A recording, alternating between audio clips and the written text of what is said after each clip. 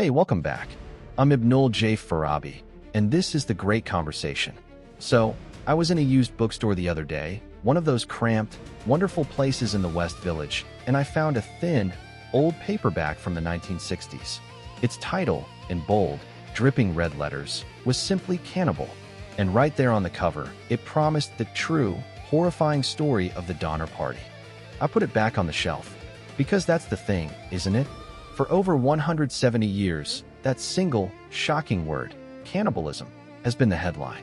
It's the hook, the grotesque fascination that has turned a complex human tragedy into a morbid campfire story. But what if that fixation has blinded us? What if the story of the Donner Party isn't really a story about what happened when they ran out of food, but about everything that happened before? This is episode 38, The Donner Party, a cannibalism story that hid a bigger truth. Let's set the scene. It's the spring of 1846, Springfield, Illinois. The promise of California is in the air, fertile land, a new start, a kind of manifest destiny for ordinary families. Among those bitten by the bug are two brothers, George and Jacob Donner, and a businessman named James Reed. They're not desperate outcasts. They're prosperous, respected people. They gather their families, join a larger wagon train, and head west on what was known as the California Trail. The initial plan was fairly standard. But then, at a crucial fork in the road in present-day Wyoming, they made a fateful decision. A man named Lansford Hastings had published a guide promoting a shortcut. The Hastings cutoff promised to shave hundreds of miles off the journey. It was untested. It was a theory on a page. And the group, eager for advantage, voted to take it. This was the first, and perhaps most critical, of their many misfortunes. It wasn't malice or madness that doomed them. It was, arguably, an entrepreneurial gamble, a risk taken by people used to prospering from risks. In my work as an engineer, we have a principle. A single point of failure can collapse an entire system. The Hastings cutoff was that single point of failure. It wasn't a shortcut, it was a trap. It led them through the brutal salt flats of Utah and the jagged teeth of the Wasatch Mountains, costing them not miles, but something far more precious, time. By the time they struggled back onto the main trail near modern-day Elko, Nevada, they were exhausted, their wagons battered, their animals dying, and they were 3 critical weeks behind schedule. They were now in a race against the calendar. The Sierra Nevada mountains, their final barrier, are passable only until the snows close the high passes.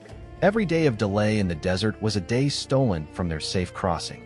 You can feel the desperation mounting in the diary entries from that period. The group dynamic, once cooperative, begins to fracture. Arguments flare. James Reed gets into a fight with another teamster and kills the man. He's banished from the group, sent ahead on horseback alone, leaving his family behind. The social contract is unraveling, and still, the mountains loom. When they finally reach Truckee Lake, at the base of the pass, in late October 1846, they were met with an early, monstrous blizzard. The snow was so deep, so sudden, it was like a door slamming shut. Just like that, their race was over. They lost. They were trapped. This is where the popular imagination usually begins. The snowbound camp, the starvation, the unthinkable. And yes, it happened. After every other source of nourishment was gone, oxen hides boiled into glue, twigs, rodents. Some of the survivors resorted to consuming the bodies of those who had died. It is a historical fact, but to fixate on that fact alone is to miss the profound, more human story of what happened in that mountain camp for 4 months. Because alongside the horror, there was also extraordinary resilience, ingenuity, and a stubborn clinging to civilization. They didn't just descend into chaos. They built new cabins from timber they could barely cut. They kept fires going in impossible conditions. They continued to care for their children, telling them stories, trying to maintain some semblance of normalcy. They attempted, repeatedly, to send small parties over the pass on foot to get help, attempts that often ended in more death. These were acts of profound courage. The cannibalism was a last, terrible resort within a broader narrative of people trying, every single day, to survive and to save each other. It was a symptom of the catastrophe, not its defining feature. So what is the bigger truth hidden behind that one lurid word? I think it's a story about information, trust, and the seduction of a shortcut. The Donner Party didn't fail because they were bad or weak people. They failed because they acted on bad information from a charismatic source. They placed their trust in an abstract promise, Hastings's book, over the collective, lived experience of the established trail. In our modern world, we are constantly bombarded with our own versions of the Hastings cutoff.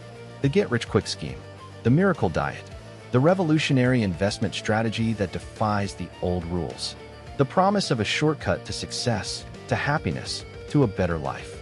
The Donner Party is a stark, physical metaphor for what happens when we abandon proven paths for seductive, untested theories, especially when the stakes are high. Their tragedy was a systems failure, a cascade of small errors in judgment, amplified by bad data and terrible timing. Sitting here in New York, a city built by immigrants and dreamers, I can't help but feel a deep, personal connection to their story. My own journey from Bangladesh to this city was, in its own way, a leap into the unknown, a bet on a better future. I understand that impulse to seek a new path, but the Donner Party reminds me that not all new paths are better paths. It reminds me that the wisdom of the established trail, the hard-won knowledge of those who came before, has immense value. It's a cautionary tale about the cost of disconnecting from that wisdom in pursuit of an elusive advantage. When the first rescue party finally broke through in February of 1847, what they found wasn't a den of monsters. They found shattered, emaciated people who had endured the unimaginable. The survivors, especially the children who lived through it, carried the trauma for the rest of their lives, not as a badge of horror, but as a quiet, private burden. They rebuilt their lives in California, many of them thriving, yet forever marked by that winter. The real story of the Donner Party isn't about the moment they broke. It's about everything that led to that moment and the incredible strength it took to endure it. It's a story of a gamble, a miscalculation, and the brutal, unforgiving physics of geography and weather. The cannibalism is a footnote, albeit a terrifying one, in a much richer, more instructive human drama. So the next time you hear the name Donner Party, I'd invite you to look past the easy headline. Remember the families, the bad map, the lost time, the relentless snow. Remember that their story is, at its heart, a profoundly human one, not a monster story. It's a conversation about how we navigate uncertainty, whom we choose to trust, and the enduring cost of the shortcuts we're promised. Thanks for joining me for this conversation. If this episode resonated with you, please share it with someone who'd appreciate a deeper look at history. You can find more episodes and transcripts at our website, lightnotstudios.com. For the great conversation, I'm Ibnul J. Farabi. Until next time, take care.